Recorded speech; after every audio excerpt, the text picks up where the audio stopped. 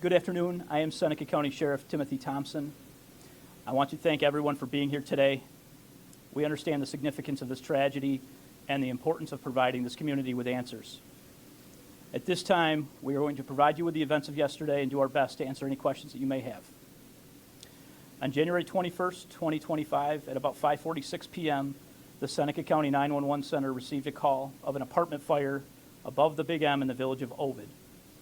Seneca County Sheriff's deputies were dispatched along with the fire departments and EMS. Upon the arrival of our sheriff's deputies, they immediately began checking the apartments to ensure that nobody was trapped inside. Thankfully, it was confirmed that everyone was accounted for. As we all know, the fire spread quickly and has resulted in devastating loss. We have worked cooperatively with the fire department since the onset of this event and have partnered with the Ovid Fire Department to determine a cause of this tragic fire. Our investigators interviewed several people involved, and the origin has been isolated to a charging device and an electrical outlet. The resident of the apartment reported that she plugged in the charging device and noticed that it was smoking a few hours later after returning to the apartment. She then gathered her children and fled the apartment.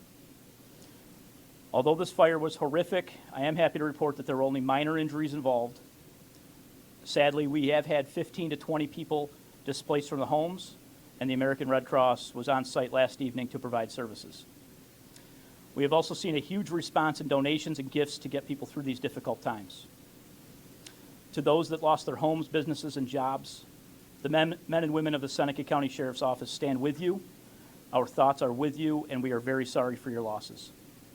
To the fire departments and first responders, your bravery and dedication to duty are beyond words. You fought through everything for your neighbors. You should be very proud of yourselves. Our public safety partnerships are amazing in this county, and this is a testament to that. And lastly, to the community, as sad as this day is, there's only one word that comes to my mind, and that's community. Community is what we are, and that's what will get the victims and Ovid through this tragedy.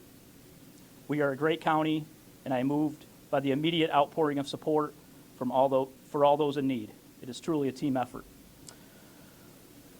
That's the prepared statement that I wanted to give to you today. We are certainly here to answer any questions. I'd like to just introduce a few folks up here with me. I have all their names, so we'll give that to you after. Lieutenant Jeffrey Stoyer from the Sheriff's Office, Lieutenant Michael Strom from the Sheriff's Office, Fire Chief Timothy Westlake, Ovid Town Supervisor Joe Borst, Ovid Village Mayor Aaron Roizen, and Chief Deputy Richard Reed. So with that, we will take some questions. We'd like to keep this as orderly as possible, so we could start down here if there's any questions on the far left and just work our way through. Okay. Definitely, I know it was very, very cold. How was that a challenge to fighting this fire? Step aside, Chief, if you want to step right up here. First off, I'd like to apologize for my appearance. We've had 3 working structure fires in less than 24 hours, 2 within our district, 1 that I cleared from, and that's what held up this press conference. Unfortunately, the historic fire that we have had on Main Street in the last 24 hours is very devastating to this community. We dealt with multiple challenges. We dealt with water supply issues. We dealt with the freezing cold temperatures, icing up of equipment, icing up of personnel. We had multiple departments. It will take quite a while for me to accumulate all of the exact information. Every adjoining county and then some sent personnel, apparatus, water supply, and with all those challenges, on top of it, the building construction itself posed great challenges. The age of the structures, their design, it all added to the fire spread. Then you throw in the winds on top of that, and that's why we ended up where we ended up. The good part about it is, one firefighter, minor altercation with a slight asthma attack, was checked by EMS, cleared. One firefighter had gloves frozen to their fingers, checked by EMS and cleared. One firefighter had their shirt frozen to their chest from sweat. Obviously, the hose lines and stuff, checked by EMS and cleared. So we had no injuries. We had no fatalities. For a fire this size and for as busy as that whole strip usually is, with a diner, the Italian kitchen, the laundromat, and the Ovid Big M, plus all the apartments above all of those locations. We're very, very fortunate. And that's a testament to pre-planning for incidents like this to take place and how we react to them. The personnel on scene doing an outstanding job of clearing all the buildings, getting people out, keeping people out. That's why we ended up the way we ended up. We lost property, material goods, that's it. How long was the firefighters actually out there? We were out there for over 9 hours. We did have multiple warming areas that we could go into. The other local businesses in the area opened their doors all night long, gave us places to go with heat and everything else until we cut the power because we had no choice. But we had warming areas. We had the school district brought a couple buses down to keep people warm. We had people bust up to the school to warm up, dry out, come back out, freeze again. Real testament to the willpower of firefighters and EMS and our fellow first responders and law enforcement. How long was the fire actually burning? The entire time. The entire time. It's still burning now. We heard from one of the bystanders, I think it was the owner of the Italian restaurant there. Okay. And he had brought some folks into his restaurant who lived upstairs. They didn't think the fire was going to even reach his restaurant. Correct. It did. Yep. He thought it was because of the water freezing that things got harder to manage. It was a combination of many things. The main structure that the Ovid Big M and the apartments above where the fire originated, that entire building has a common attic. So the attic that is above one is wide open above all of them, which aided in quick fire spread. You add in the winds, you add in the difficulty of being able to get access from the main street side with all the power wires, phone wires, cable wires that go down through there. And then on the back side, it's a long reach. Those were all very deep buildings there. And then the fire load itself. So when you add a grocery store with 6 apartments plus above it, it's a large fire load. So once it got to above the diner, we had a 22.5-foot alley between the diner and the next building. We fought diligently for well over an hour, keeping it at bay. And then we ran into water supply issues. So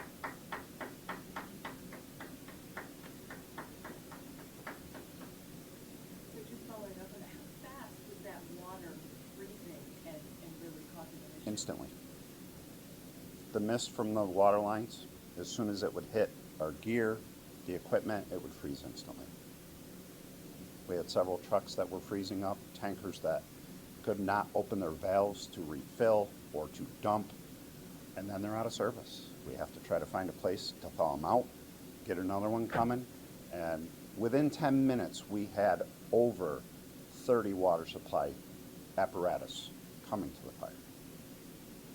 So at one point, our next tanker to replace one that froze up was coming from 45 minutes away. I know you said that you guys have had several fires within the last 24 hours. How does this affect your crew and the first responders? I could tell you the morale is amazing. If the tones go out, the same 200 we had last night, we would have again right now. The camaraderie within the fire service, the EMS, law enforcement, they'll keep going. They'll do what they have to do to serve the community. You're giving an applause here for all your hard work. I mean, and a lot of these people lost such an important part of their community, and they're still so, thankful for everything that you and your fellow firefighters and EMS people have done. I mean, that must be something that feels pretty good for you guys. I'm very blessed to be surrounded by very good people. Very good people make my job a lot easier. Can I ask you, was this a cell phone? You said it was an electrical charger. To our understanding, it was a power source charging device. So you plug it in, you charge the unit up, you can take it with you camping, things like that. It can recharge your phone, possibly power a television to watch movies and stuff while you're camping 3-4 days to a week. So it's like a power source, a portable power source. You mentioned the building. Mhm. Were there other issues with the building other than the fact that you had this large open attic? Not really. These buildings were built in the 1800s. So most of them are 1850 to 1880. Can you talk about the health concerns for residents in the area? I mean, one of the biggest concerns we had was the amount of water that we used. We depleted the water system. They had to close the school today. We took the water tower, municipal water supply, to a critical level where we had to shut down, stop using any hydrants, stop using water from the tower, and that's where we went into the tanker issues. But when it's that cold, things freeze up. Did that hinder your efforts with the Absolutely. other fires today? Absolutely. The other two fires, the one where we went mutual aid to Trumansburg, was a great distance out. Nearly a 15-minute drive for the Ovid Fire Department to get to. And in that situation, I can't speak for the Trumansburg Fire Department, but when we got there, it was well involved. The other fire in Willard that I just came from was out of nowhere. Shocking surprise. It's been deemed undetermined what caused the fire. The individual was out walking his dog, came back to the house pushing smoke and flames. So it was a shock to him, it was a shock to us, but unrelated to the fire that we had on Main Street. Can you talk about, I know the library posted a comment on their Facebook thanking you for saving their building from, I think it was embers that were going to the roof. The barber shop was next.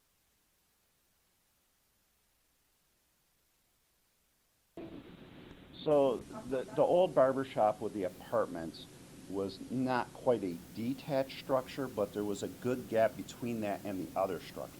It was also on the west side of these other structures that were burning, and we had a strong west wind. So the wind was coming out of the west, which aided us in keeping the fire away from that building. Also what aided us was the firewall that was between the Italian kitchen and the building that had the laundromat and the step services in it. That firewall held while we were fighting the fire for nearly 3 hours before fire breached into the Italian kitchen. But once it got to the Italian kitchen, most of the rest of the fire was burned down. We got excavators in there. We were able to pull things apart, get more penetration with the water, and get it under control. And what about the library? Can you talk a little bit about? So with the wind and the amount of fire load that we had a lot of debris that was floating across. It was setting trees on fire in the park. We were concerned for the 3 bears. We had embers landing on the library roof. We established water supply to 2 vehicles up there, and we put a team up on the roof of the library, put out the embers, and then we just left them up there in that freezing cold because the embers came for hours. How long was the power? That I do not know. I can tell you the utility companies were there working last night. All of them are there working diligently today. They've been cooperating with us. They've been great to work with. They want to get their customers back up and running. Going back to that device, was it plugged in, and were there blankets over it or something like that? How did To it our catch understanding, fire? she plugged the device in, or someone plugged the device in, around 3 o'clock in the afternoon. And they didn't have any issues with it until she stated that it apparently was smoking just before she evacuated the premises. So do you think potentially the problem was the device itself, or? Unknown, and there's nothing left that we can make a determination from. You know, people are watching this from across the state today. Is there someone here who can explain the importance of, you know, the Big N and that little area and that the businesses, if yourself or anybody here, the significance of that area and the businesses there, and how important it is to I can turn the floor over to either the mayor or town supervisor. Yeah, thank you. So the significance of that block of our community, it's really the heart that that we really have. It's what so many people rely on day to day. It services hundreds, if not thousands, of people in the area. I mean, the Big M was the original Ford dealership in the village 100 years ago, and you know, with its loss, with the Italian kitchen, with the laundromat. I mean, these are significant points that our community really looks for guidance and for community. And what we're hearing people say today, you know, we have meetings at the Big M, we have meetings at the Italian kitchen. You know, there are social hubs, and when those places go away, it takes a lot to reestablish that. And it won't ever be the same. It'll be different, but we'll move through it. Ovid always does. It happened 11 years ago. We rebuilt. We changed who we were, but yeah, it's a big blow to the community. How much longer is it expected to be kind of active firefighters, utility workers, people digging through the debris?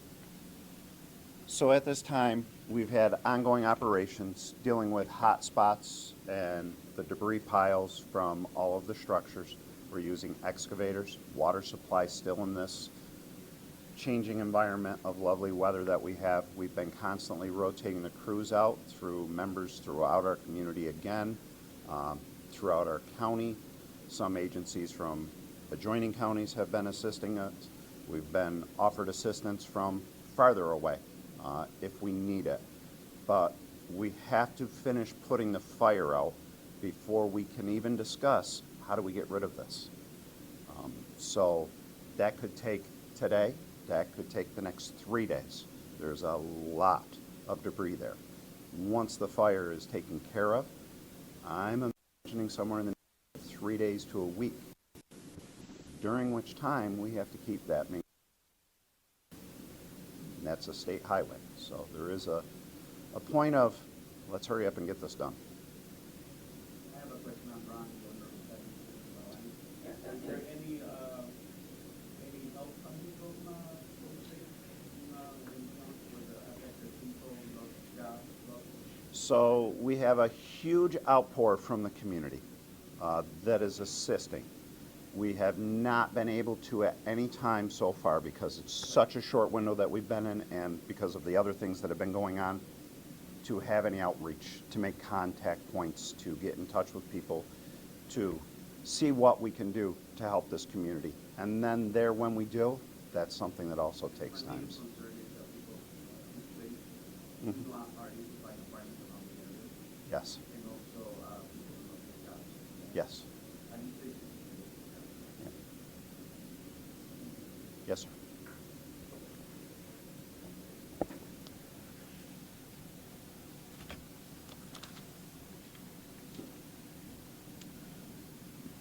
Just a couple follow-up.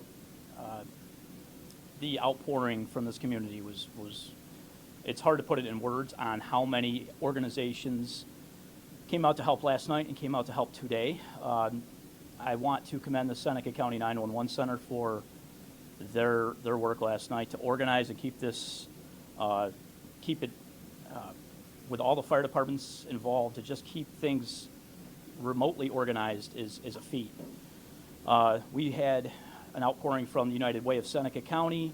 New York State Department of Transportation was on site. Seneca County Highway Department, the South Seneca Central School District opened their doors last night. Sessler Construction also came and assisted with the demolition of the site to make it safe.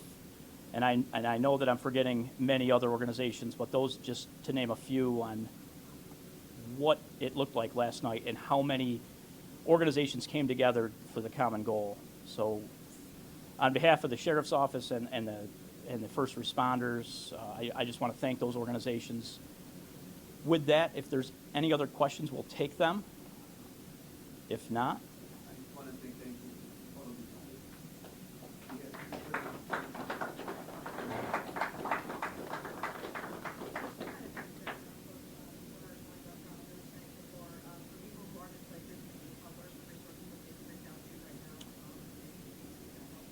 Sure, the American Red Cross would be our primary point of contact at this point.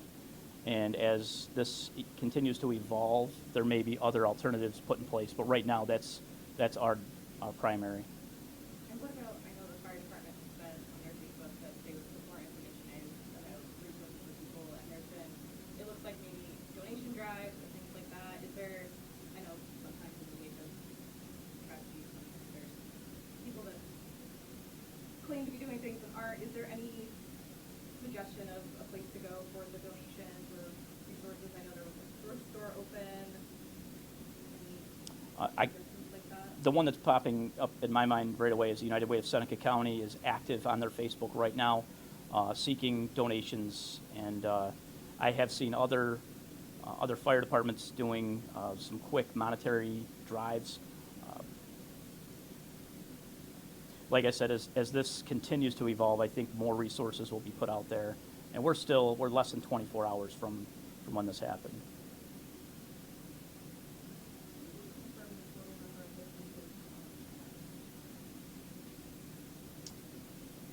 I think the number 6 was. Six businesses. How many apartments?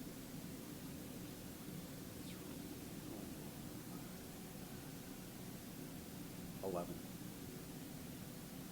And what the total is? We can get that at the conclusion. Okay. I can get a copy of it. Any other questions? All right. Thank you very much. And before everybody leaves today, we'll get you names of everyone, the prepared statement, and then I also have a statement from the families of the owners of the Big M, both the building and the business itself. I have that to give you today. So thank you very much.